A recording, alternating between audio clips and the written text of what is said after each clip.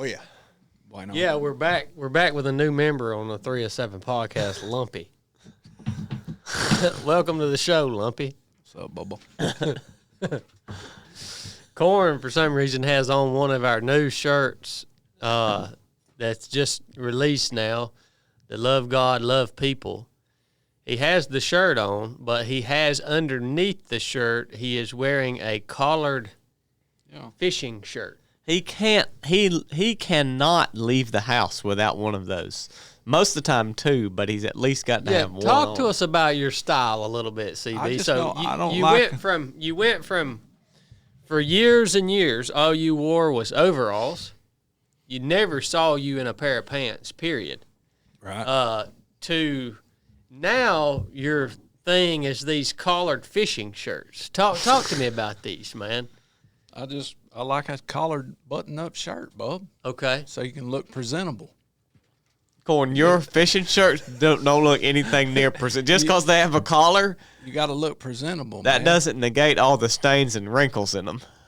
Yeah, I got to look presentable. What happened to the overalls? When Liberty sold out to Walls, they quit making those in America and they sent them over to China. Are you a jingoist? And the material got so bad on the front of your legs, up where your hips are, that it would wear through. Was there not another brand that you could switch to? I tried Keys and all that. I didn't like them. You know, Key has been around for a long time. You can find old pictures of guys wearing Key overalls. Yeah. The overall the overall dominated through what the Depression era. You know that you look at pictures during the Great Depression and on up through the 40s and 50s and maybe even into the 60s. The overall dominated. Yeah, it did. You look at pictures and there's whole groups of men and boys, and they've all got overalls on. Now, all of them look a little different, but everybody's wearing an overall. Yeah. Ain't like that now. It's few and far between. Yeah. Yeah, you don't see hardly anybody wearing overalls anymore. Yeah.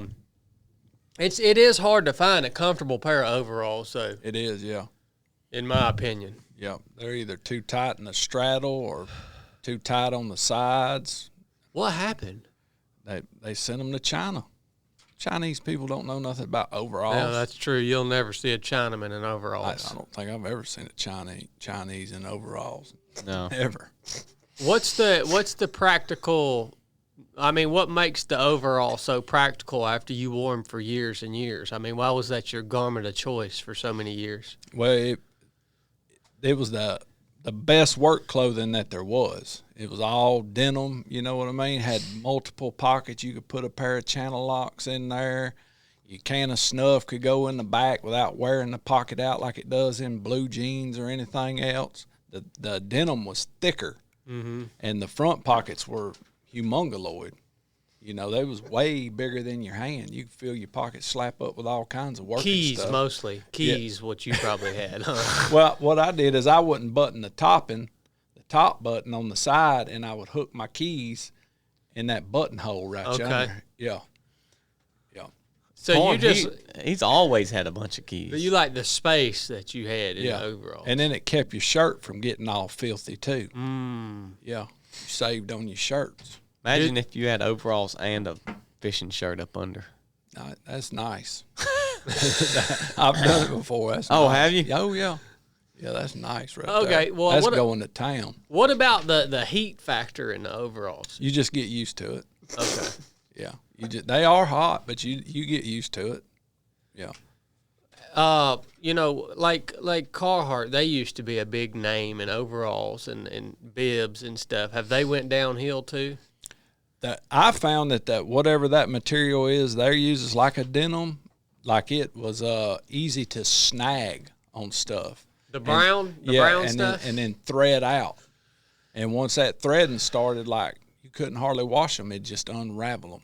Well, did you know that denim is not a fabric? Really? It's a weave. Okay. Yeah, denim is made out of cotton. but it's a specific way to weave the the threads and to make that pattern of that fabric. I didn't know that till Chad told me that. I didn't know it till right now. Yeah, I didn't know it until I bought some warm weather gear from Weather Wool, and they've got a denim weave that they use, and that's I read all up on it. This guy that owns Weather Wool, Ralph, he is the fabric. I mean, that's what he loves. Like he goes to these farms and sources all of the wool personally from the farmer and makes all that purchase and makes sure it's all right. He's creating an amazing wintertime garment. He really has. Yeah. There's nothing else on the market like it. No, I mean, he's created if you don't have an anorak jacket, I don't know what you're doing in the winter. They're nice, aren't they? Yeah. Yeah, and anorak is a style of jacket, almost, like an overall is a style of clothing. An anorak is a style. People's gonna think this is an ad for Weather Wool, and it ain't. No, it's definitely not. No, I pay full price for all the Weather Wool I get. It's just cool. That's where I learned about weaves and reading. Ralph posts all this stuff online because, like I've said before, it's really anyone who's super passionate and is the best in the world at what it is they like to do. I like to look at what they're putting out. Yeah. He puts out some cool stuff. I would actually love to bring the overall back.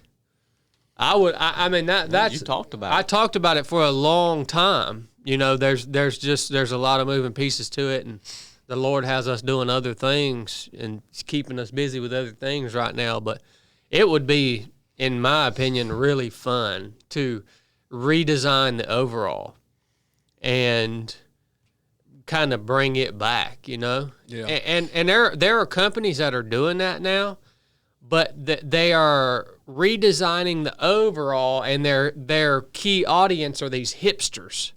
Yeah. Beatniks. Yep. Yeah. Yeah, these hipsters. This, but they try to sell it like like in the Rocky Mountains, mountain biker, backpacker type. They're no longer marketing the overall to the working man, which is what that piece of clothing It's a fashion statement was designed for. Yeah, now it's like, look at me, I'm old timey, I'm old timey, up here in Asheville, North Carolina. I'm gonna go in here in my dispensary and get me some weed and go to the drum circle, craft beer, and I'm gonna go out on a hike.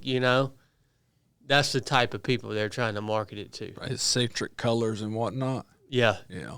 Well, I mean, a lot of the colors are the same. It's the cut.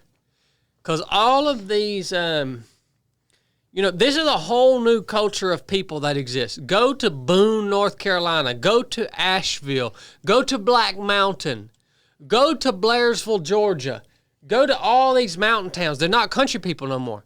There's this whole new culture that has arisen that is like some sort of quasi-hippie backpacker, weird, you don't even know what they are. Mother Earth, half Christian, half, And so all of these people are built like bird bones. So they're wearing like painter overalls. You've seen a painter's overalls? No. They're just like straight on both sides.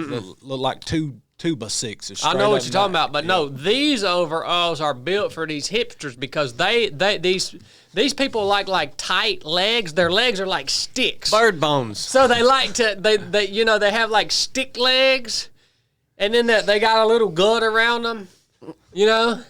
because they don't really do anything. Yeah. And then they come out like this, and they got a bird chest. Yeah, bird chested. Yep, for sure. So it's the cut, It's the cut that ruins them. Can you imagine a garment what look cut to fit someone like that? Yeah. Well, I've ran actually into a snag in my theory here. redesigning the overall to market it to the working man, because I've realized that there are really not that many working men left. So I would have a very small customer base. Yeah. You know, agree. you ain't gonna get a Mexican to wear no overalls. Mm-mm. Have you? I mean, I don't think I've ever seen a Mexican wearing overalls. I don't think I Have you, Chili? either. I don't know why you would wear overalls.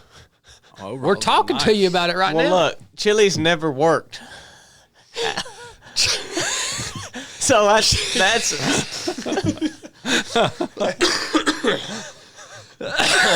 Chili has literally somehow found a way to go from birth to however old he is now, 26, 27 years old, without doing a single task of manual labor.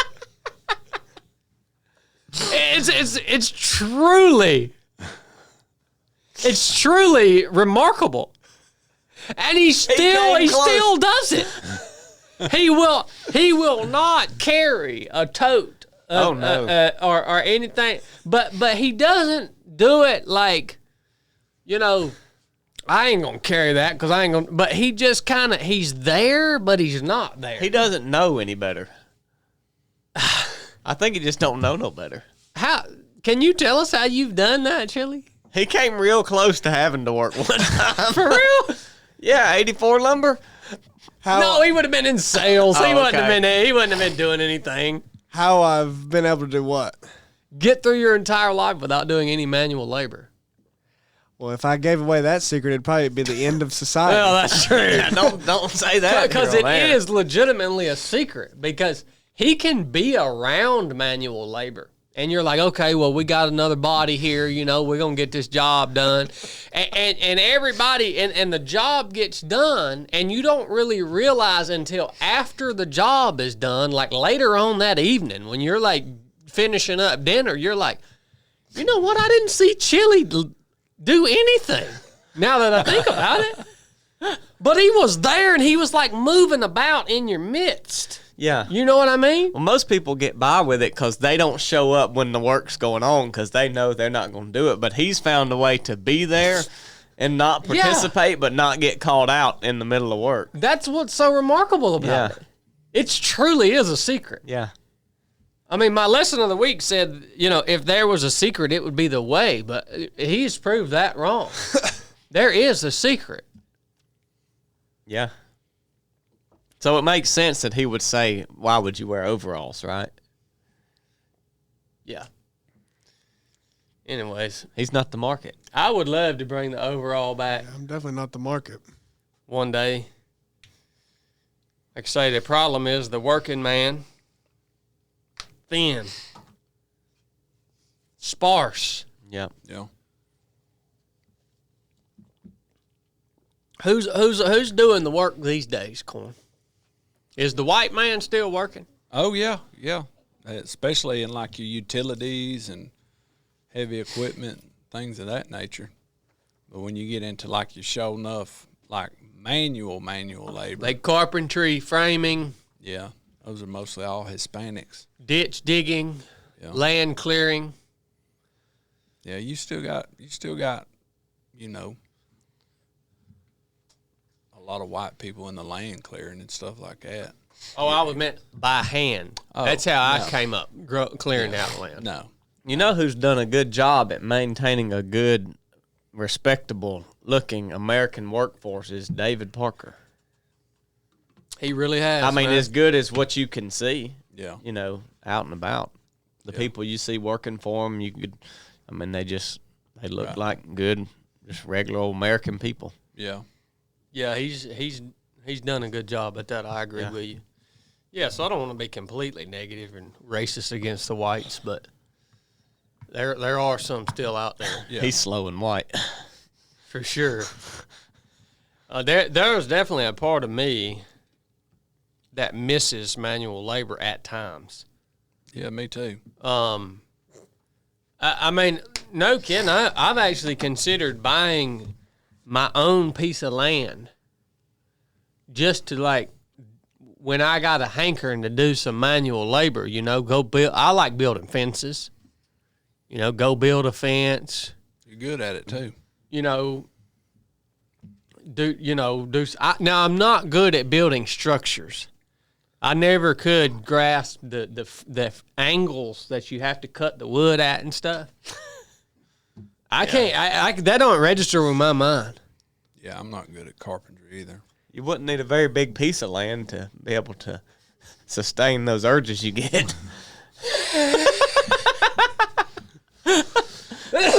It's like a half acre. Remember when he built the dog fence and let the dog stay in it one night? Yeah. And had that big old dog house built. Yeah. Dude, I don't know if people know this or not, but a lot of people probably don't know this. When I got out of the Navy in 2019, I started a landscaping company where I cut grass. I would trim your bushes. I would do mulch. Weed. I would weed stuff. I would do it all. I would also build fences. That's another thing that I would do for you if you needed it done. I heard that business was still up and going. It is. It is. It's actually top 5. It's not top 5. It's one of the only landscaping companies in that area that doesn't have any negative reviews. On the Better Business The Bureau. Better Business Bureau called me the other day and told me they wanted to start promoting my landscaping company because it's one of the only ones in the area with no bad reviews. I told them go for it. I actually did really well with that business. I liked that business, man. Yeah. I liked it a lot. Now, you would have hated it. You hate cutting grass. Yeah. Can't stand it. Chili would be completely screwed. He could do the office work, I guess. Well, he could tell you how to do the office work. It is true. He could consult. Yeah, well,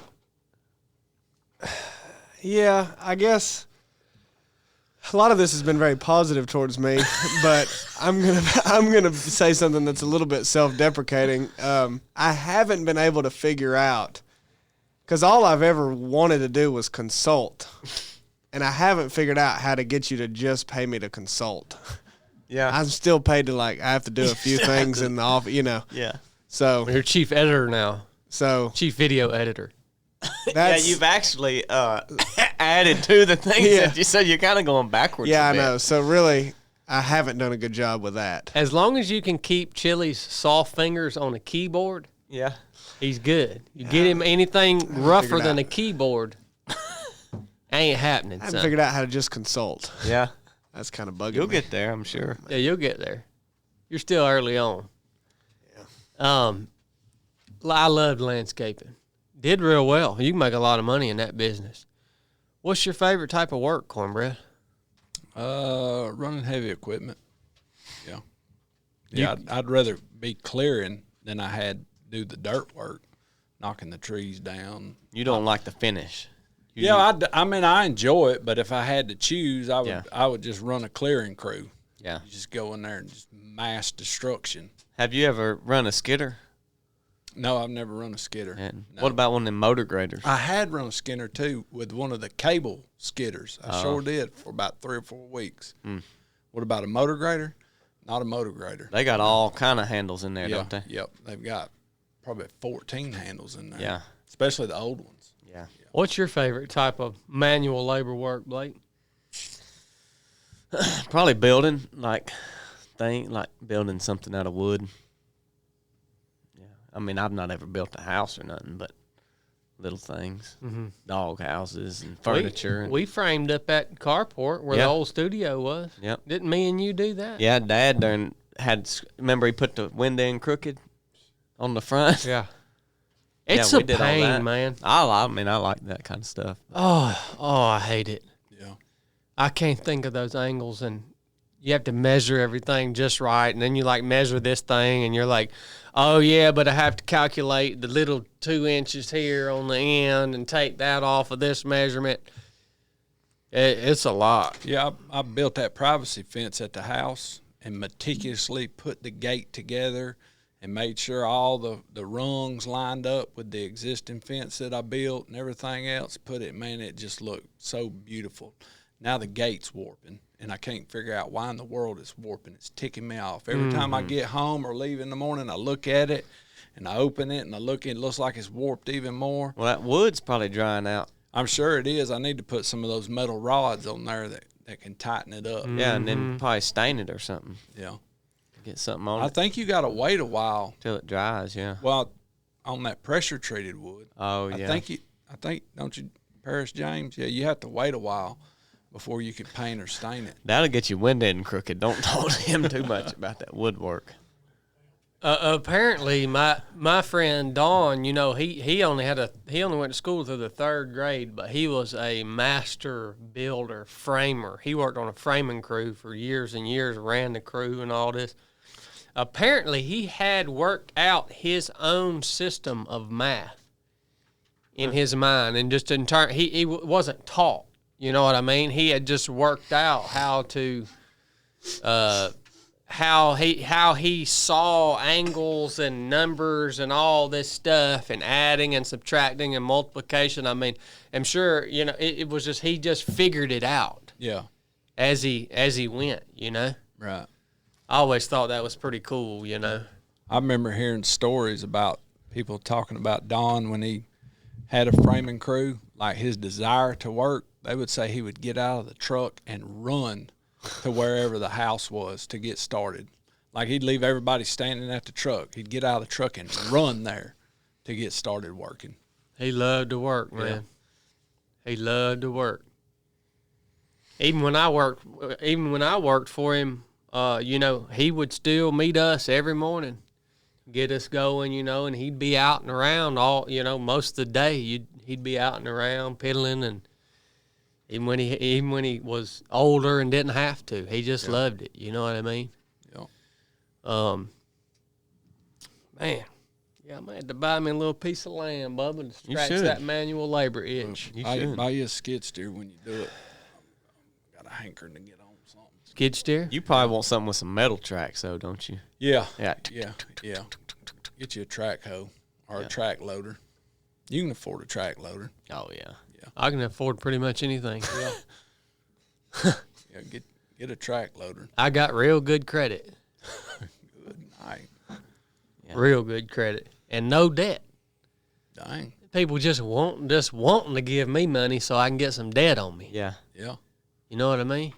I'm sure Caterpillar would hook you up. Oh, yeah. Without a problem. Guarantee you. Well, let me show them this other shirt we got here before you move into your topic, because you mentioned Corn had one of our new shirts on.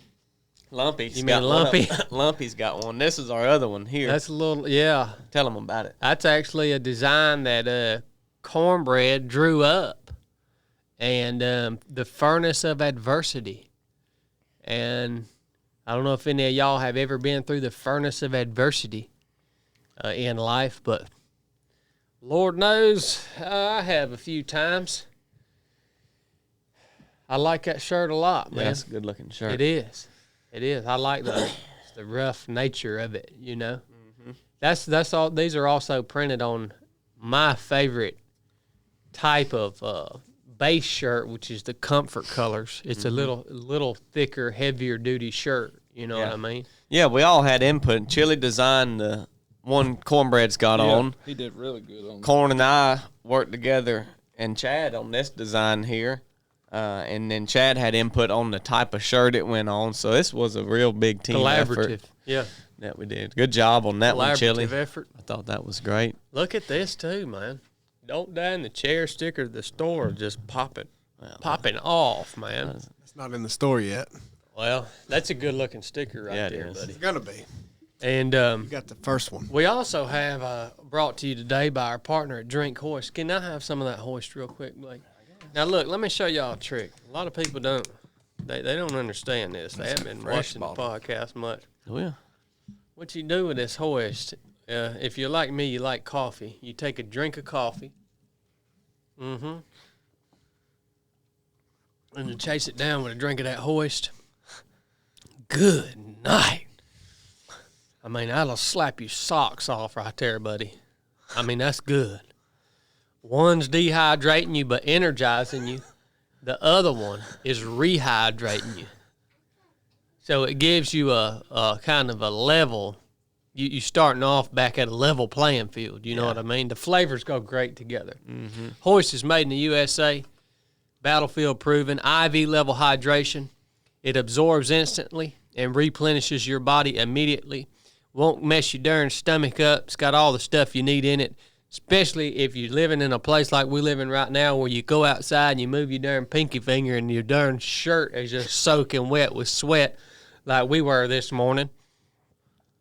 HOIST will keep you out there, keep you feeling good. Hydration is one of the most important parts of taking care of yourself when you're out there getting after it. So check them out at drinkhoist.com.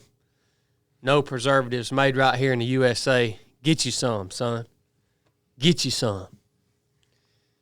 And we got a race coming up. It ought to be cool for y'all by then. Coming around in October. Mountain Mama Farms, 4-hour or 8-hour. If you guys hadn't been there, well, Lord willing, we're going to have Big Steve on the mic. Oh, yeah. Look, if all you do is sign up for Mountain Mama Farms and come, and if you don't even want to run, at least walk one lap, okay? It's a 4-mile track around 3.5 around our friend Stacy's farm. And if you just want to walk you one lap, you will love to sit and listen to Steve MC. He's good. He is so legit. Yeah. Steve is so legit. He makes that race. Oh, yeah. He going to tell you about it. I mean, he's going to tell you about it. Yeah. That's Mountain Mama Farms. It's live on Ultra Sign Up. Put a link in the description. Whoever posts this on the YouTubes and interwebs and all, you sign up now. I do have to announce I will not be at Mountain Mama Farms this year. But here's the good news. If you are signing up for Mountain Mama Farms to come and see me, don't come because you're signing up for a race for the wrong dang reason. Okay? I am nothing but an old worm. So if you were going to sign up for that race to come and see me and that's the only reason you wanted to be there, screw off. Okay? Because I got my man Blake going to be there, Chili and Cornbread. I've got to be gone that weekend. Unfortunately, huh? Unfortunately, I didn't have much of a choice. No. Okay? But Mountain Mama Farms is up. It's going to be a big day. A lot of community out there, a lot of good times, and a cool place. It'll be a unique experience for you guys. There ain't many races. No race I've ever been to is quite like it. So It's also doubles as the Ruck championship for the Strava Ruck Challenge. Give us an update, Corn. Well, this week it's been big. Yeah. This week has been hot. Well, last week was the 40-pound 5-mile fastest ruck you could do. yeah. And the Yankee of the Year, Tom Brandon, won that booger. What? He beat Blake. 8:14 pace, 40 pounds, 5 miles. That's legit. And Tom don't weigh but 65 pounds. Yeah, Dang. that was big. that is Those ridiculous. two went back and forth. That's really fast. Yeah, real fast. It's hard to put that in as fast. 8:14. So this week we're in most elevation gain for the week with 40 pounds. Accumulated, not just in one ruck. Yep. Accumulated. The okay. whole week. And the top 5 have been going back and forth hours, within hours. Positions are changing all day long. Yeah. But right now, Brandon Ranger is pretty much saying he's going to get first. He already has 12,178 foot of elevation And it's gain. Wednesday. Yeah, and it's Wednesday. Okay, well, that's pretty weak, by the way. Round. No, it ain't. Yeah, it is. You could have 20,000 feet by Wednesday. Yeah, that wouldn't be hard. Hey, you could. Just saying. If that's all you did. That's pretty dang good. Our man Cass, which placed in the top 10 last week, is currently in 10th right now. For him to find elevation down there in South Alabama is doing something. Mm-hmm. He's got a little over 2,600 feet. Okay. But Cass, you got to do better than that, buddy. It's Wednesday, guys. Well, they have till Sunday. Who's till second? Sunday night. Second right now is Tom Brandon. Dang. What's he got? 7,389. Well, he's way behind. Yeah. Yeah. What's Cornbread? What's he got? Cornbread the Reaper is currently 4th with 5,817, which ticks me off. Tell him how weak. Why are you not first? Tell him how weak that is. Well, why is the Reaper not first? You on literally this? get paid to do this. Yeah. Well, number one, I had to be here Monday, and then number two, I had to be at your house this morning. I stopped my ruck short to come to your house. Okay, well, what have you been doing all the other rest of the time in the 24-hour period that you rucked 5,817 feet. Cornbread, that's nothing. I literally, the first 100-mile Well, let me race tell I you ever something. ran, Let me tell you something. In the course of 24 hours, I accumulated 30,000 feet of climbing, 33,000 feet of climbing. Do you want to trade watches and you can do it? I don't want to do that. In 24 hours, I could accumulate 33,000 feet of climbing. Not with a 40-pound ruck. Okay, well, with a 40-pound ruck, give me 36 hours, I can do it. Okay? Well, I'm not going out there for 24 straight hours, bub. Well, I've done that in 6 hours. problem. Yeah. Well, that's what it's going to take.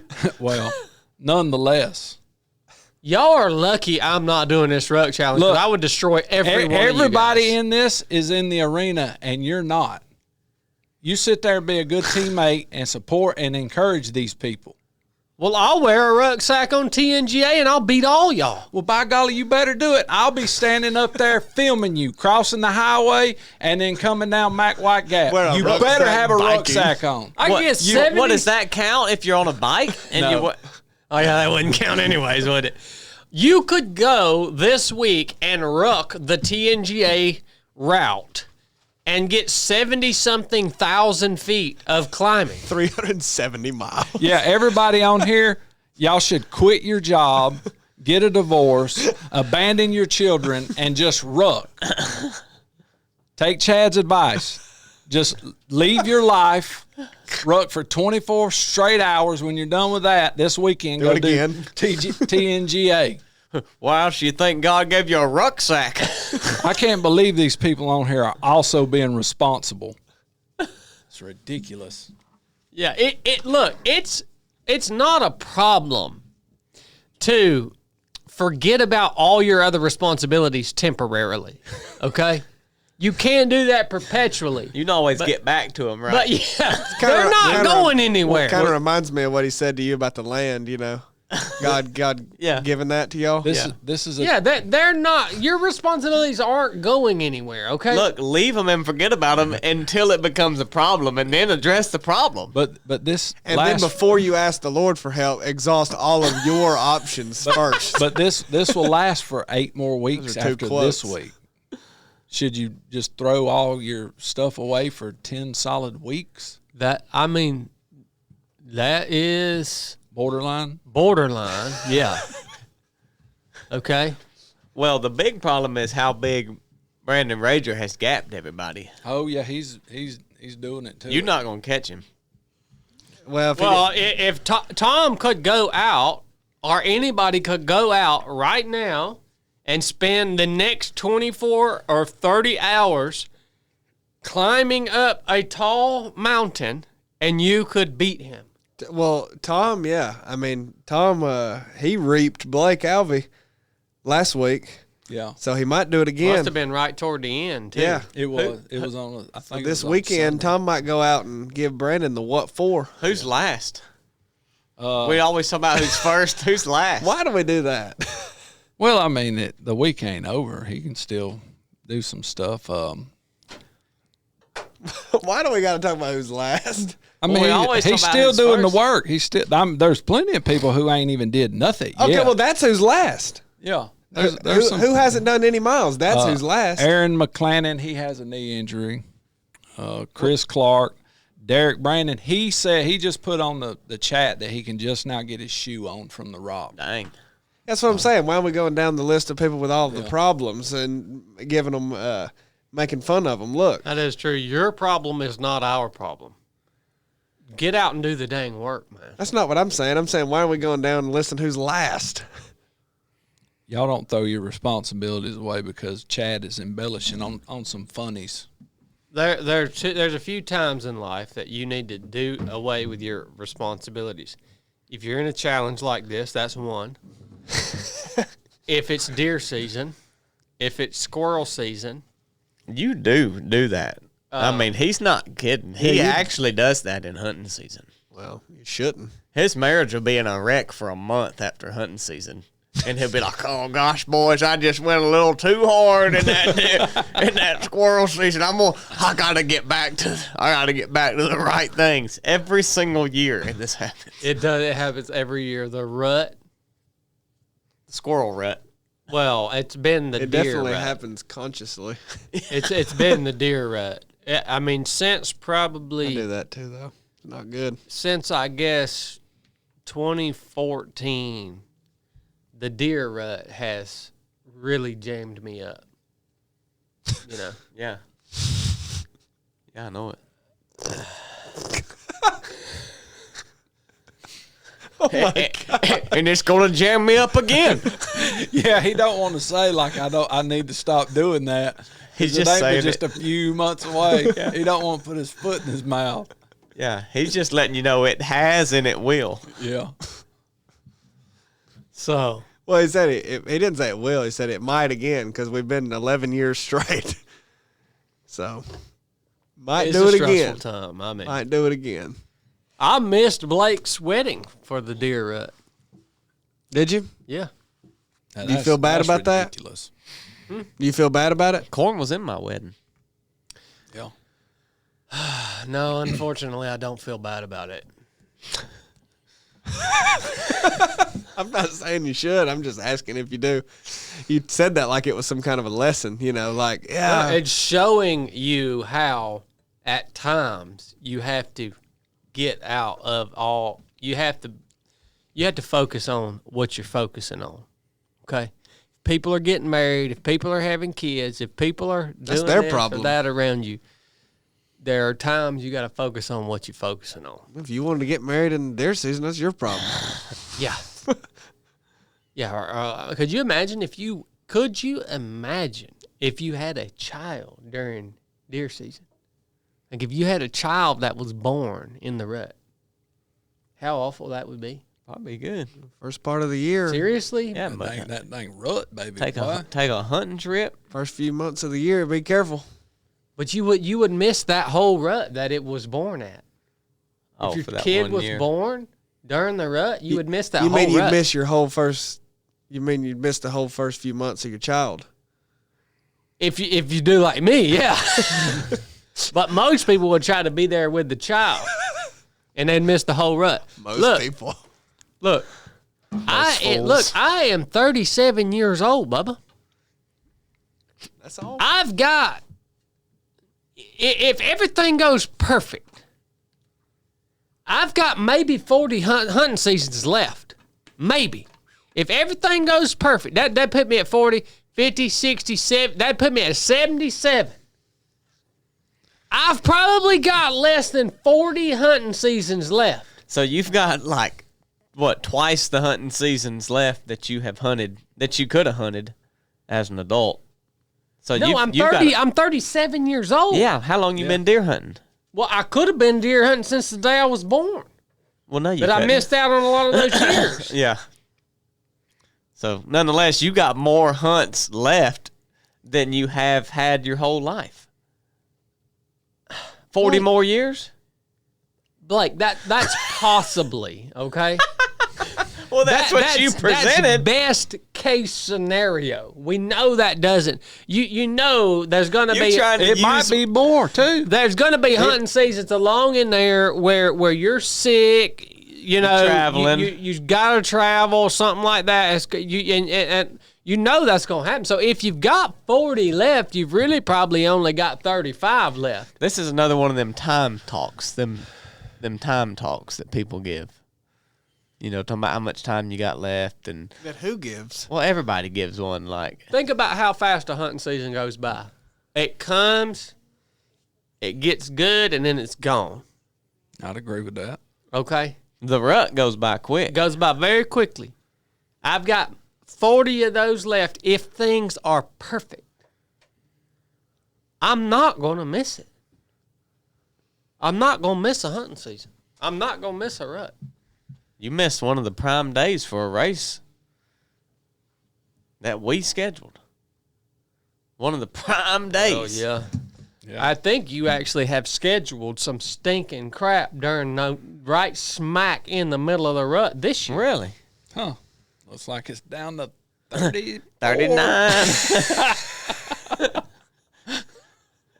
Yep, got you on that, bub. Took one of your years away just like that, son. Yeah, we were right here at it too, boy. Just a couple months away. He done reaped you. Mess with me on them receipts again. Your I'm next hunting so season will be pissed right booked now. too. You got something booked there? Oh yeah, Yeah. He's got something booked.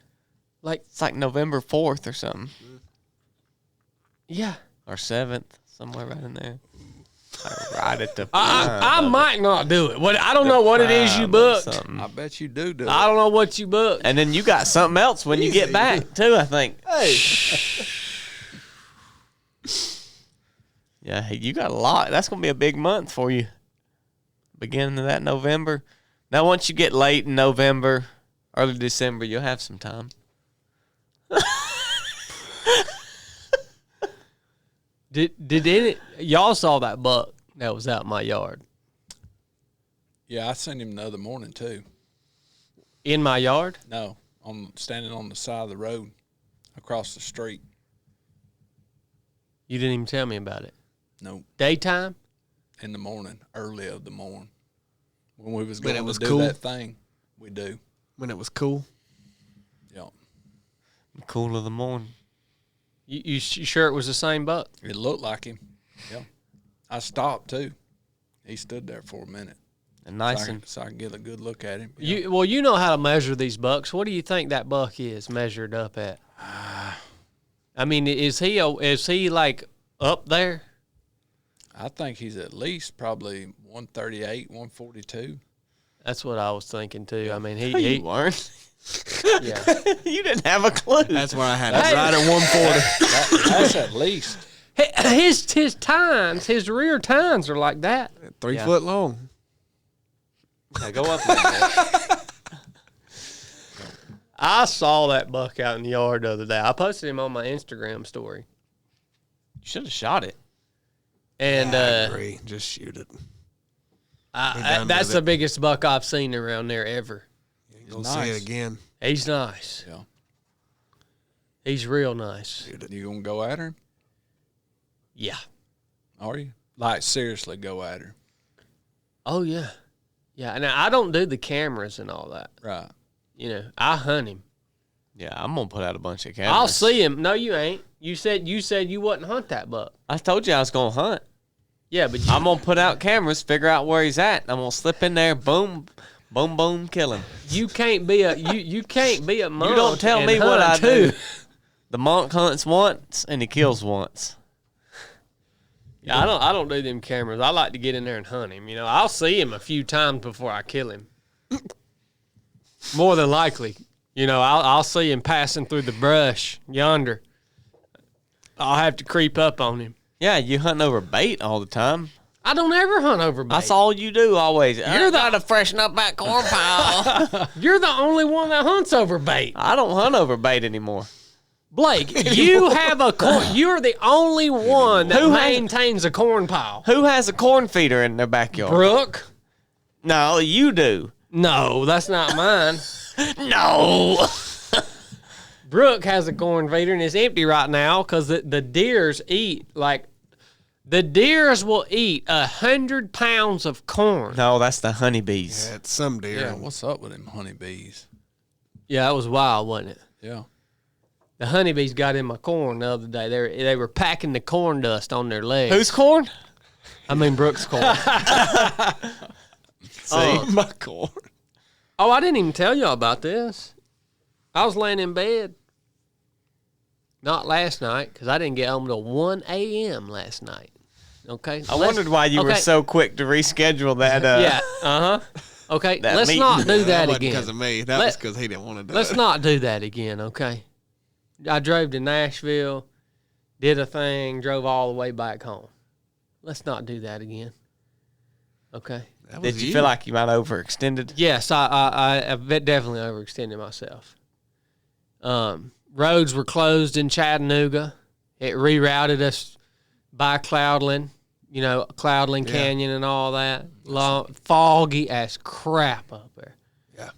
Terrible drive home. Good dinner? We ate at Husk in Nashville. That's good. It was pretty good. You know what though, man? It seems like no matter how good your out to eat food is, it's always too salty.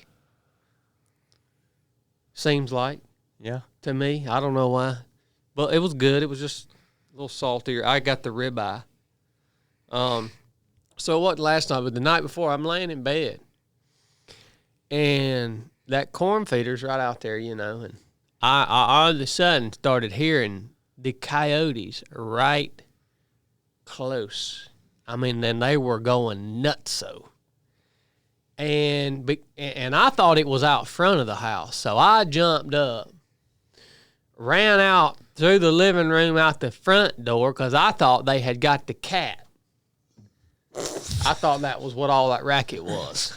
And so I run out there, but Brooke runs out the back door, and she starts screaming, "Get away from my deer! Get away from my deer!" Them coyotes have figured out that corn feeder's there. Oh, yeah. And they're coming in there and they're hunting them deer. They're laying in wait. Yep.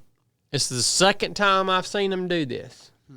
So finally I get around out back with a spotlight, and them coyotes were running all around out in that field.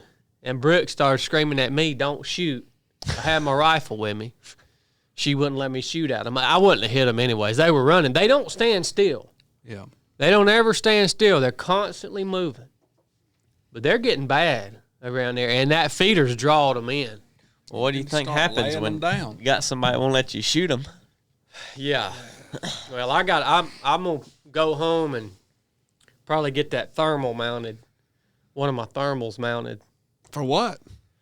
I'm going to start shooting them coyotes. Okay. Yeah. Oh, are you? Yeah. And them 2 gobblers are coming into that feeder every day, multiple times a day. Really? Yep. Because remember, there was 3. There was 3. Except they ain't That no dang more. cat they got probably would kill a dang coyote. That thing's vicious. Earl, Earl. Earl. you ain't gonna kill no coyote. What'd you bet? They're hard to kill. I mean, I'm not going to lie to you. A coyote is hard to kill because they don't give you no good shots. If they used to come into that feeder, though, you might can get you a little dang fawn in distress bleed. Mm-hmm. Yeah. Just sit right there at your house and work him on in. That happened the other night. Well, the other time that happened was a few weeks ago, and it was in the broad daylight. They coming in there. I ain't gonna let them coyotes run around my house in the daylight. No. That's getting bold. They're disrespecting y'all. Yeah. Is what they're Yeah. doing. They're literally running right around my yard. I think they're out there every night. Yeah, in that sanctuary. Yeah. Yeah. They've done claimed that. They've took that from y'all. They've Yep. reaped that from y'all. That place used to be a morgue before y'all lived there. Now it's a sanctuary. Yeah. Yeah. Well, one of the things I wanted to talk, and I'm about to give y'all some tips, listeners. All right? About to give y'all some main tips right here. Y'all don't need this tips because we don't deal with this in our, community, our team here. But have y'all ever had anybody that's in your family or your life that just all they want to do is talk? Friends, somebody, they just talk. They don't ever shut up. Yeah, I guess I can think of some. Yeah. Well, I've been running into some problems with this, so I wanted to address this. Talking too much. Now, look, one of the first scriptures that I ever shared with somebody, with a friend of mine who talks too much. This is one of the first scriptures I ever shared when I first started reading the Bible. You told him? That's what I told him. I said, a fool's voice is known by a multitude of words. Y'all getting that? Okay. The first part of that verse is a dream comes through a multitude of business, meaning you worrying yourself to death. You're doing all this crap, and you can't sleep good at night because your brain's overloaded and you're keeping you up all night with these dreams. And a fool's voice is known by his multitude of words. Okay. The other day I was out getting ready to go do some exercise. Some guy comes up. Oh, are you Chad Wright? Yeah, buddy. I'm Chad. I'm getting ready to go do my exercise, okay? Now this feller, bless his heart, he comes up to me. You know, he's a fan, whatever you want to call him. I don't know this guy from nobody. Well, he starts talking, and he literally does not stop talking for like 20 straight minutes. I'm being held hostage here. I'm being held hostage.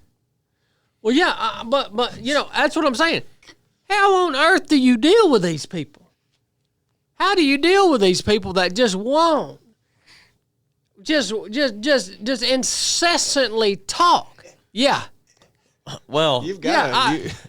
Is that their problem or your problem?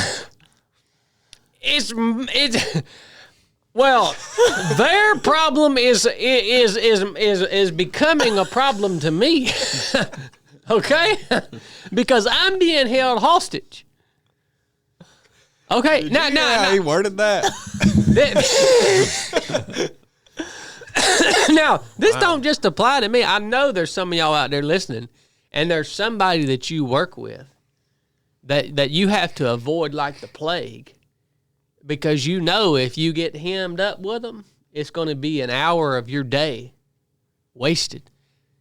And that's the thing. These people who like to talk like this, nothing they're saying is even making any sense. What's up, Chill? I just thought of one. Cornbread knows. Somebody that talks a bunch? Mm-hmm. Yeah. Yeah, I do. Yeah. Yeah. So we've all, look, here's some tips I want to give y'all, and I want to ask y'all, how are you supposed to deal with these people, man?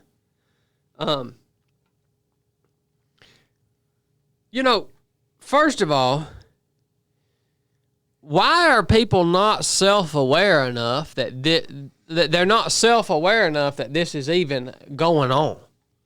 They don't understand that it's going on. So here's the thing. First of all, you had to be self-aware. And here's the tip I want to give you. If you are going to engage someone else, just to check in, to say hello, to say, in my case, hey, I listened to your podcast, whatever it is, if you are going to engage someone else, you're going to call them up, whatever, you see them in the lunch break room, you should engage that person with the intent to listen. You see what I'm saying? Okay? If I'm going to call Cornbread, if I'm going to engage Cornbread, maybe I have a question. Maybe I'm dealing with something and I need something. Maybe I just want to call Cornbread just because I want to talk to my buddy. And I call Cornbread. My intent is to listen to Cornbread because I'm interrupting him. Right? I'm engaging him. And so my intent is to listen to him, not to call and talk at him. Okay? That's my tip for y'all. That's big. If you're going to Makes engage someone, engage them with the intent to listen. All right? And also, pay attention to your darn self when you're meeting people, when you're having conversations at work, at church, wherever you are. Pay attention to your darn self. How much are you talking about your stuff? And talk about your stuff a little less. It's going to serve you well. It's going to serve. Now, people even say, why is this important? Is it just important because, Chad doesn't want to be annoyed? Well, that's one of the reasons. Okay? But why is this even important? Because it's going to serve you well relationally, professionally. It's going to serve you well relationally across the board. Whether it's personal relationships or professional relationships, if you will listen more than you talk, it's going to serve you well, okay? Another thing, we're talking professionally now. Look, you don't want everybody to know every piece of information that you have all the time. Shut up. Listen more. Okay? It's going to be good for you. Promise you. People going to like you more. If you want to do it for selfish reasons, there's a selfish reason. It's going to be good for you, I promise you.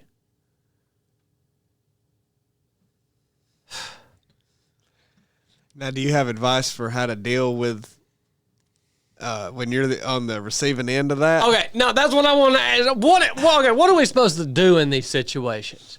I mean, are you just supposed to tell these? Because I'm about to the point where I'm about ready to tell these people that starts hemming me up. I don't care who they are. I'm about to the point where I'm finna just start saying, hey, buddy, you're talking too much. Okay?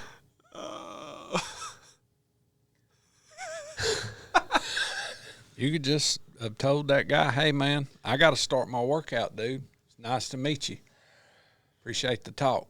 Been nothing wrong with that. And then I'm sure you was probably running, just take off running. Been done with it. Been done with it. Nice to meet you. I got to start my workout, man. Good talk. Catch you on down the trail. Is that what you would have done, Cornbread? In that case scenario, probably so. A lot of people's just wanting some attention too. Maybe they're attention starved. That dude might not even had a friend, at all. Probably because he talks too much. Yeah. Well, if it's bothering you, really, it's your own immaturity that you just can't deal with that. Look, it ain't bothering me. I'm trying to put this. I'm trying to put this out as a tip for people to think about what on earth that I'm trying to make people think here that's listening to this podcast. Am I running my mouth too much? Yeah, I'm glad you cleared that up because it came out as like you were aggravated with the way people were. No, it's not bothering me at all. So, of all the listeners here, if they see you in public, by all means, engage you for a long period of time and talk as much as they want. No. It's not going to bother you. It goes back to the piece of advice I just said. If you're going to engage someone else, engage them with the intent to listen. That's your express intent. It wouldn't bother you, though, if they were to do that. No, it wouldn't bother me. Okay. It actually leads to good conversations. Like, I want the people who listen to this show to be successful, man. Yeah, that's good. And a lot of the reason that you're not successful is because you are talking too much. Yeah, I agree. I agree with it. So what's your strategy behind this, Blake? Do you agree with what I'm saying? What do you think? Yeah. I mean, I naturally don't have the desire to talk a lot anyways, so it's not a big struggle for me to not talk a lot. So I Grill's agree. over there grinning like a possum. He talks all the time. Grinning like a possum. He probably thinks you're talking about No, him. I'm not talking about Dad. Dad's a good listener. He really is. Yeah. You can actually have a conversation with Dad. Yeah. You know, he'll call you. He'll listen to you. He'll talk. He'll tell you about what you can have a back and forth conversation. Yeah. Dad's good at that. You know, I'm talking. This is not the kind of people I'm talking about, right? Yeah. I agree with you. Even a fool's thought wise if he don't talk much. That's a good one, man. That's another Bible verse, ain't it? Yeah. So yeah, that's good. That's good. There's another tip I want to give you guys. Now, all of this really falls under the umbrella of communication. And one of the biggest struggles we've had within our team is a lack of communication at certain times and seasons. Because none of us are very talkative. You know what I mean? You're pretty talkative. Blake. Say, you and me can talk a lot. When we're doing a podcast, but just in private life, it's amazing that I'm able to give a speech. Because in private life, I don't talk much at all, do I, Blake? No, not if we're just sitting around. I don't do all that. Because I know I ain't the smartest guy in the shed, like Blake said. Even a fool's thought-wise if he keeps his mouth shut, you know? Chili, he don't talk a lot. Lumpy, he don't talk a lot. Yeah. So many times the problem is a lack of communication. But now all this falls under communication. We're talking about you are over-communicating. You are screwing up people's schedule with you running your mouth about stuff that don't matter to nobody. Nobody cares about what shoes Grandmama wore last night. Okay? So here's the next tip I want to give everybody listening. Now, I'm giving y'all some big tips today. When you do decide to talk, it is a good idea for you to first think about what it is you want to say. This is like this is military. This is military secrets. All right? When you are talking in the military over your radio, before you key your radio up, you first think about what is it that I want to say, right? And then you think, is this thing that I want to say, is it even necessary to be said? Okay, is this a meaningful piece of information here? Okay, you think about that. Okay, now you think, how can I say this thing and get the point across using the fewest amount of words that I can possibly use? Okay? And then after you've went through that process, you formulated your sentence or your paragraph, however much you think you need, then you go ahead and say the thing. Yeah, that's how it was when we was policing too. You best not be saying no paragraph over the radio. That's right, yeah. You end up getting somebody killed. Yep. Yeah. Okay. But what's driving people to just incessantly talk? Help me understand this, guys. Well, that's what I'm saying. Help me, please. There's something underlining most of the time, like it's attention. I got somebody who is very near and dear to my heart that talks constantly about his job and how great he's doing.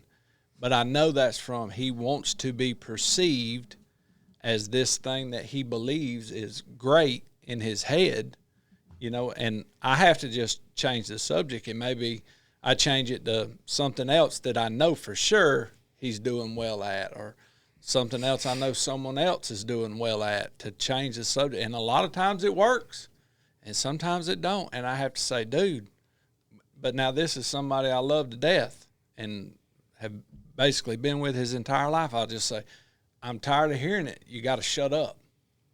Like, you're doing great. You don't have to keep proving yourself to me. But that's somebody that I know very well and that loves me, so on and so forth. Some people want to be the main playable characters, the terminology you use. Like, they got to be the main person in the room that everybody's listening to. There's got to be something else behind that, the reason they want to be that way. We've seen it on the courses. Somebody talks just constantly. I'm like, well, this person may be worried if they're going to finish. They're just trying to get their mind somewhere else. They don't really know what to say anyhow. They're uncomfortable, so they're just talking to try to work through it.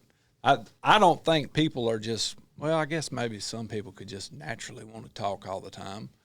But normally I think there's something else behind it. I think the dude you met was really excited he met you probably, and wanted to spend as much time and probably share as much about himself as he could to you. So in hopes maybe you would remember him the next time he saw you. Well, it's sometimes then you might be working like an office and someone from a whole nother company just talk to you, and it's like you're trying to, you know. About all of it. Yeah. About everything in the world. Yeah, the Sometimes. Amish and everything. Yeah. Yeah, that happens all the time. Sometimes Now happens.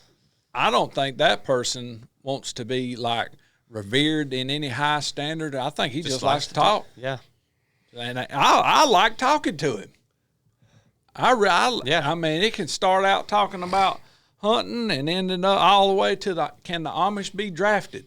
And it just be an awesome conversation, and he never hushed the whole time. Even when you're answering him, he's still talking. Yeah. I think those people a lot of times know that they talk a lot too, and they don't really care if you ignore them or not. Because I've been around people like that, and you just go to doing what you're doing, and they're just over there talking, and they know you're ignoring them. Yeah. They don't care. They just want to be talking. Seriously, dude. Yeah. Yeah, you can just ignore people like that, and they don't care. They just are happy to be talking. Yeah. That's right. They're a body, and you just do what you do. Oh, my gosh, man. You can go on about, walk out of the room and go get something, and they'll just stand there and keep talking. Yeah, it normally don't bother me if someone does that unless they're bragging the whole time they're doing it. If they're bragging about something, then I get a little irritated. It's not the talking then that's bothering you. Right, yeah. Yeah. But in a professional setting, you have to get whatever the problem is driving your incessant talking. You got it. You in a professional setting, you got to get over that. I agree. Yeah. Like you can do that in your own time. Yeah, I think that person needs to be told in order to even know it's an issue. Because they don't know it. Yeah. I guess they don't know it. And I think it has to be delivered that way. It's, hey, man, you're causing an issue by doing this. You know, quit doing it.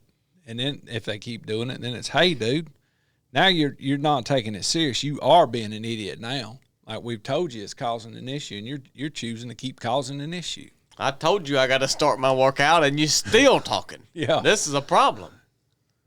Yeah. Right. Do you have any tips on how to deal with it from the other end?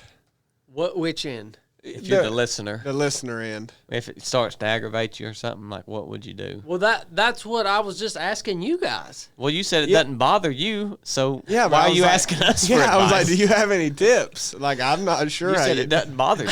Oh, like tips on how to make it not bother you? No, like tips on if that bothers you, how to deal with it. That's what I'm asking you guys, man. What do you think? Why are you Jimmy? asking us? Yeah, How do you deal with these people, man? that doesn't bother me. I didn't. He doesn't have to deal with it. People who incessantly talk don't bother you. Well, you presented this in a way that this happens to you a lot. This doesn't happen to me. I don't really ever deal with people with You don't have family members like this? No, heck, like I said, if anybody talks a lot in my family, it's me. So I'm the one that they got to deal with. So, no, I don't. I wondered if you had tips. I'm trying to learn from you, man. You already taught me how to not be this way. That's what I'm trying to think about how to handle these situations, not just with strangers in public, but with just people that, I've got to be around. Do you just let them go on? What if you just looked at them and you just did this? When they was tongue. talking. I don't think that would work. That's got to be weirder than that. Yeah, I don't think there's nothing wrong with just busting them out and say, hey, dude, have you realized you ain't hushed in about 10 minutes? Yeah. Go on and tell somebody that. Yeah.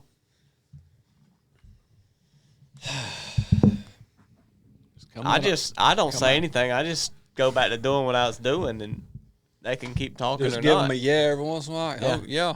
Oh, yeah. Like you could just tell that guy, just start your watch and take off running. Either he's going to run and keep talking with you, or he's not. Now that would get wild if he took off running and kept talking to you. Well, it is. That's what happened. Are you serious? Yes. Well, you didn't add that. Whoa. Now, that's the problem. Yeah, that's what That's happened. stalkerish right there. Yeah. Well, that's whenever you go, Run faster. I'm a elite athlete, Chad Wright. I will make you not be able to run with me. Well, that's what I did. I like how all this was left out of the story. Wow. That's what I did. That's a wild story. Mm-hmm. How long of a piece did you run? He probably stayed with me a mile and a half. Oh my God! Before he got quiet, and then he disappeared. Well, now he's got an awesome story. Yeah. He's like, dude, I met Chad Wright, the guy from One More Mile and 1 mile. I met him and 1 mile deep. yeah. And I run a mile. I kept up with him for a mile and a half. Yeah. And I had to go. I had to leave, or I would have kept running with him. But I kept up with him for a mile and a half. He let me run with him. I know where he runs. You want to go run with him? Yeah. Oh wow! Was that here? Yeah. That's crazy. That's wild. This is my life, dude. Whoa. Are you getting aggravated about it? Whoa! This is your problem, Bub. Hold on. Don't be getting mad. Hold on now. What just happened? Did something just happen? Yeah, I'll tell you what happened. I'm telling you guys all this stuff, and y'all still expect me to upload stinking receipts. You still expect me to answer emails. You still expect me to do all this stuff, man. So you got to deal with something in life that you hadn't normally been wanting to deal with. And so now all your other duties need to be just dropped because you've got this new thing. I'll give you a piece of advice. The actual inner workings and communication skills to let somebody down easy. I mean, you can go listen to a TED talk about that or something. I mean, whatever. I'm sure there's some 4-step plan to be like, hey, I hear you, but I have other responsibilities right now, so I'm going to go. Well, there's probably a way to do that, whatever. But one way that would help you, since you get so bothered by this, is just being grateful that you've built something that people even care about. I am grateful for it, and it doesn't bother me, by the way. I mean, I need to hear this too for a lot of other reasons, but that helps in dealing with something that's annoying because you're like, dang, this is annoying, but I'm thankful that someone even cares to talk about that. You know what I mean? That would help. And then the actual skills of like, okay, this has been 20 minutes. I need to get going with my life here. I'm sure there's a better way to do that and kind way to do that. But yeah, just the posture of gratefulness for even that will actually help a little bit with the whole process. Yeah, That's good. Yeah. I need that too, though. Yeah. That's a positive message. And I don't like how you guys have turned this conversation and made it all about me. I really don't like how y'all have done that. Because now you've just made me look like a fool on the podcast. Okay? But I know you guys did that on purpose. Well, I'm sure that guy was just happy to meet you and overjoyed, and that's probably all it was to it. There probably wasn't no underlining thing. He's probably watching right now.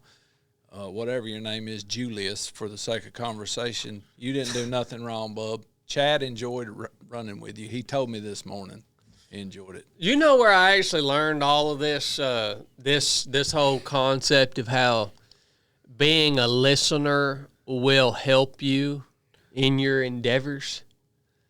Where I learned all of this from was a long, long time ago when my SEAL mentor, Jake Hubman, made me read a book called How to Win Friends and Influence People. That's where I learned all of that.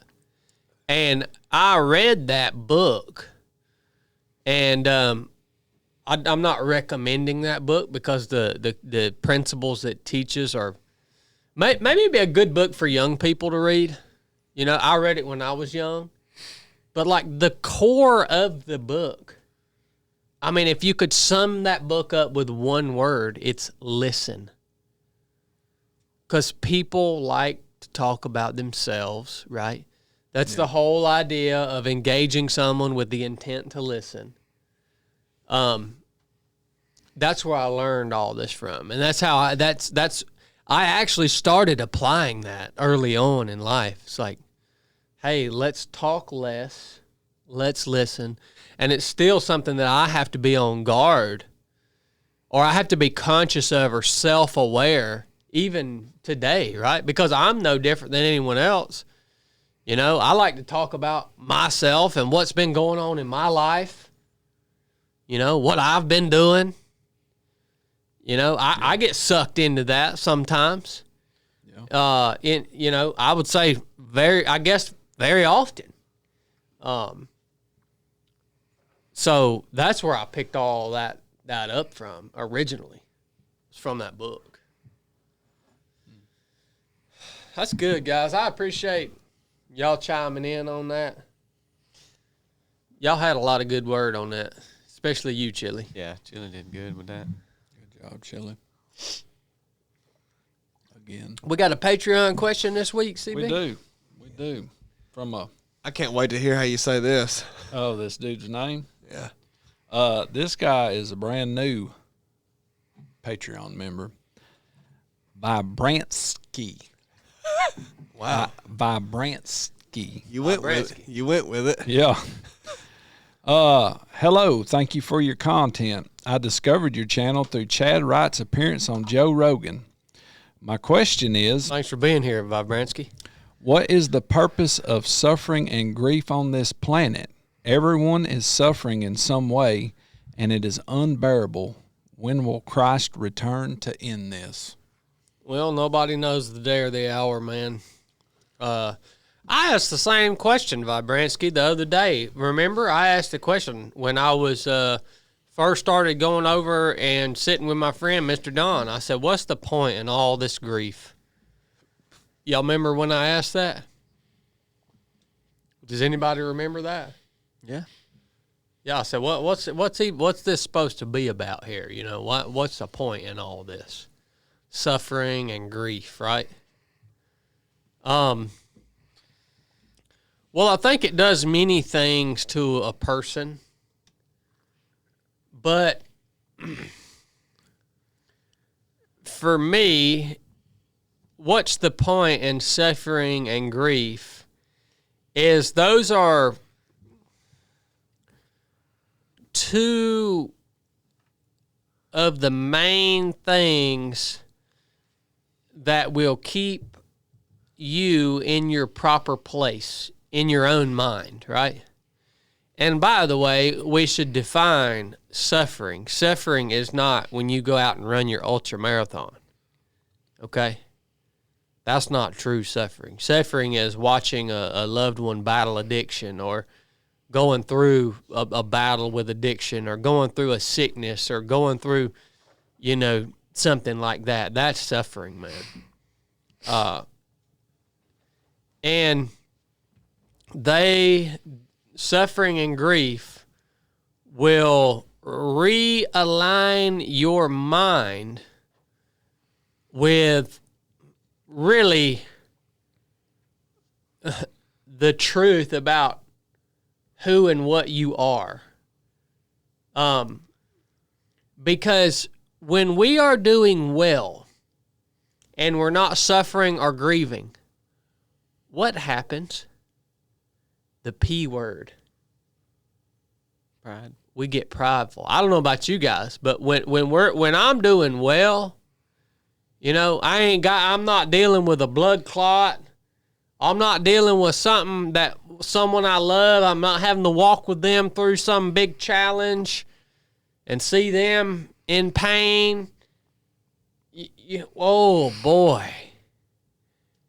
Pride will come and have its way in your mind, okay? But buddy, when you are sick or you are grieved, you realize, oh son, all that pride goes out the window. You start thinking, good night, I got to have some help here. I got to start leaning on some brothers and sisters around me. I got to start praying again. I got to start looking at the scriptures. What can it tell me, right? Like, suffering and grief for the Christian. Natural man will never understand value in suffering and grief. How would they? Why would they? I think we can understand it, but we don't like it. Yeah.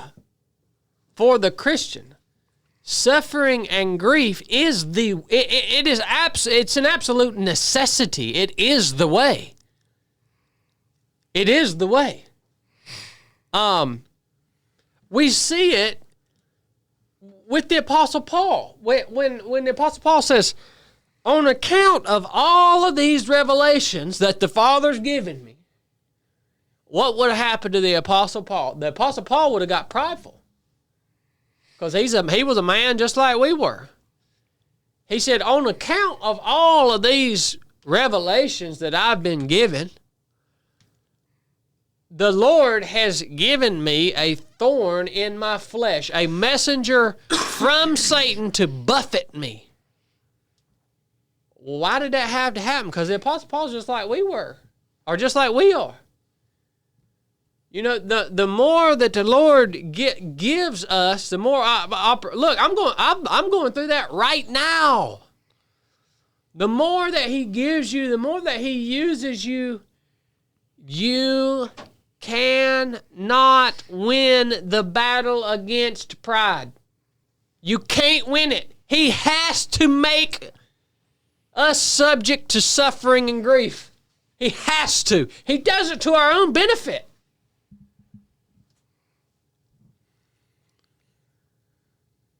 You know? Yeah. What do y'all got on this? I ain't got nothing I can add to that. You covered down on that, bub. Yeah. Oh, you guys are a bunch of daggone lumpies. Hey, when you work with someone that's as well spoken as you, what can you do? Yeah. You know? Steadily giving those master classes. Silver tongue. He good, ain't he? He's getting real good. Yeah. Big. Yeah. He's getting real good. This has been okay. I'll be straight up with you guys. This has been one of my personal favorite podcasts we've recorded in a long time. All you've done is talk. I don't know. The listeners may hate this episode because look, we've done a lot of joking and cutting up, and we've talked about hunting, and we've laughed, and you know, I've aired my laundry and all this stuff.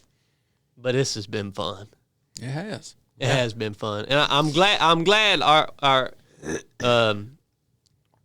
Patreon member, what's his name? Vibrant Ski. Vibrant Ski. Vibrant Ski. I'm glad that he asked a serious question because that's a serious question. That it's hard, especially early on, to see why suffering and grief are so important to the Christian. And it's almost an impossibility to be thankful for suffering and grief when it comes, even though you know what it's being used for. I'm not saying that you have to act like you're thankful for it. I'm not saying that it's ever going to be easy to welcome it. But what I am saying is that the Lord, in his grace and love for you, is going to use those things according to his sovereign will in order to conform you into the image of Christ, our Lord and Savior. So it's really a great question. Well, boys, I love y'all. We love you too. Love you too, brother. Love you too, Bubba. That was a good podcast, man. Yeah. That was fun. Super chats. It's fun to have fun. Yeah. Let's do that. Did I say Brandon Rager had 17,000 feet earlier? 12,000. Okay. Well, Chili, have you ever done the brim of your hat like this? That's how Bucky does it. Blake told me to do that with this Bucky's hat right here. That's how Bucky does it. Yeah, see? But this, I've like bent it in the center of the. How's that look? I mean, it don't look bad. Your hair is always messed up. anyhow. It looks real bad. Does it look bad? It don't look bad. You look like a skater. That might be your new style, bub. I kind of like it without seeing it. I kind of like it. Like Ryan Sheckler. Well, we had Marty Bingham come in. Oh, yeah. At $4.99. That's an overall man right there. He is a die-hard overall man. Yeah. Thank you for letting me hang out at ROP 13. It does me a world of good to be around good people and weird people and good weird people. Yeah. True Thank that. you, Marty. His photos were good. Next time, bring me a Nutrageous. Come back in at $19.99.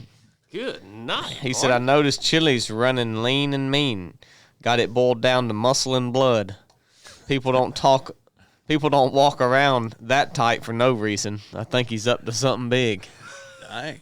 Well, Muscle and blood. Cornbread told me this morning I don't even have a bicep anymore. How you whittling down, bub? He got a uniset, don't he? Yeah. The beginning of 24, he was jacked. I like He was that. big. I'm nothing but muscle and blood.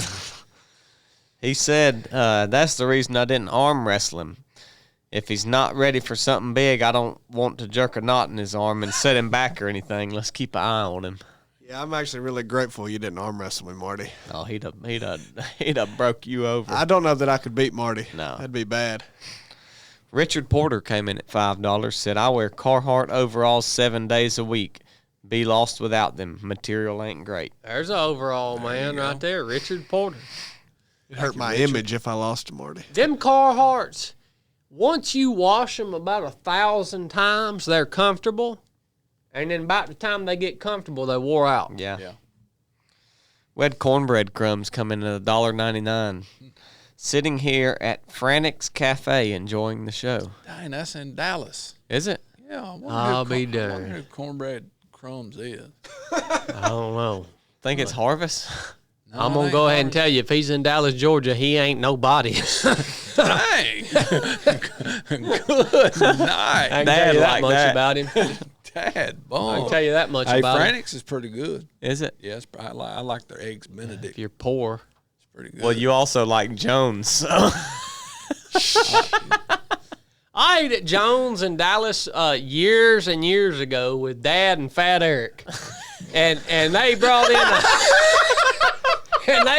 in some food up in there, and Dad and Eric was lapping it up, and I literally, it felt like they had brought in fried a piece of cardboard.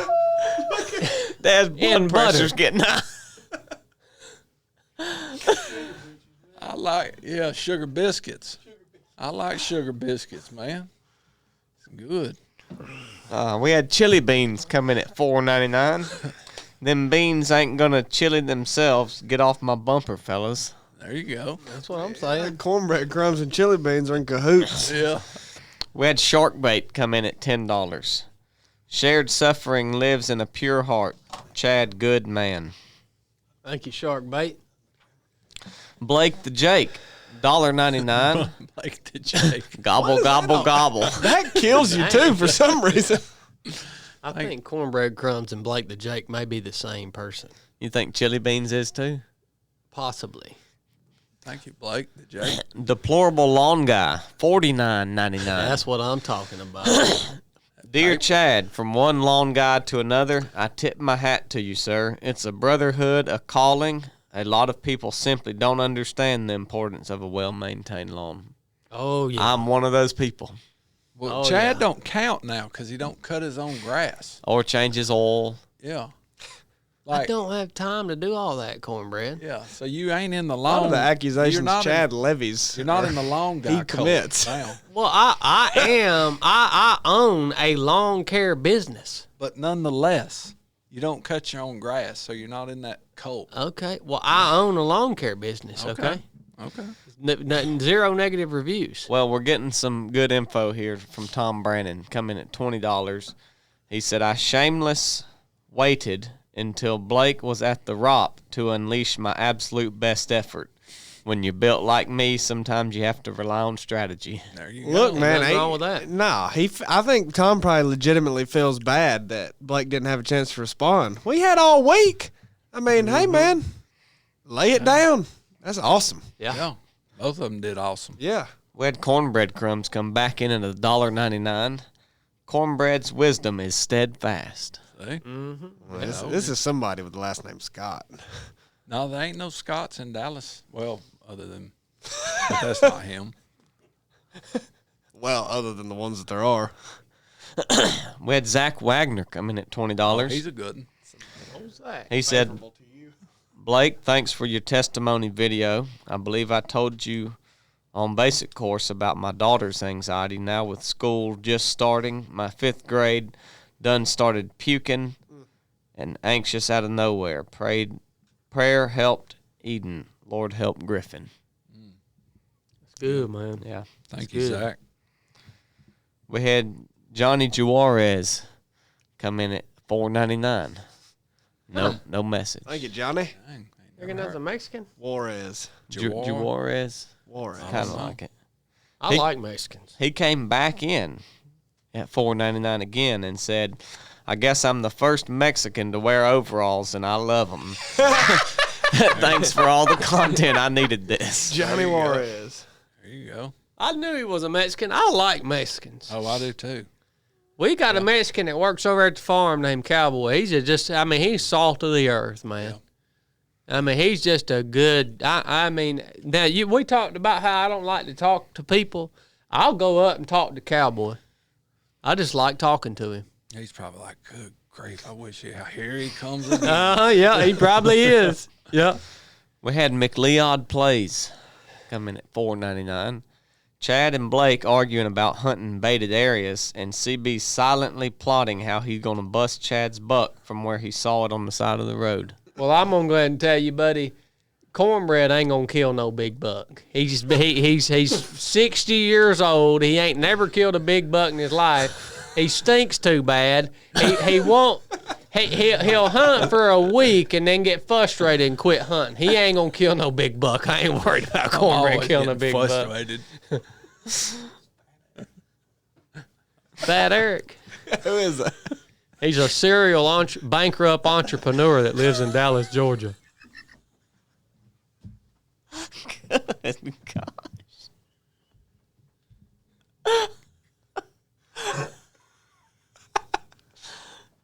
Dang. We had Dano not in the lion's den coming at $3.07. Way back. He said, and then Chad just started running. That's right. Yeah. Guarantee I you was I talking did. to him, and he just started running. Dallas Cowboys 23 coming at $4.99. Just wanted to say I watched your testimony, Blake. Thanks for sharing it with us. There you go. Yeah. Dang, that did good. And that's the end. Ain't no Harvest McCullough. All right. By the way, I mean, look, guys, if you're going to listen to this podcast, you got to have thick skin. Especially if you're Eric. Especially if you're Eric. Or Julius. Or Julius or, any old fat, lazy white. I'm going to be hard on you, buddy. Look, That cornbread stinks so bad he can't even Yeah. feel deer. it's all out of love. Grief. We love you guys. Enough said.